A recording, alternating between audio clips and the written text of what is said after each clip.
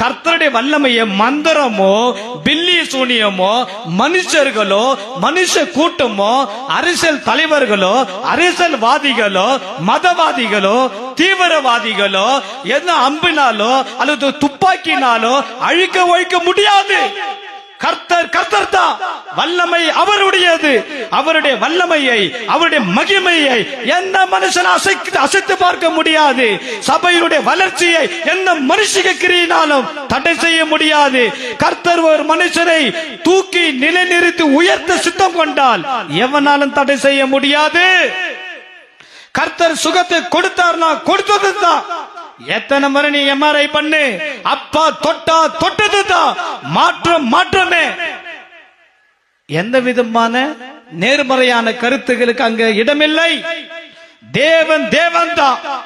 வல்லமை என்றைக்கும் மாறுவது இல்லை. அவருடைய கிருபை என்றைக்கும் நம்மை விட்டு நீங்குவது இல்லை. தேவனுடைய வல்லமை என்றைக்கும் மாறாது.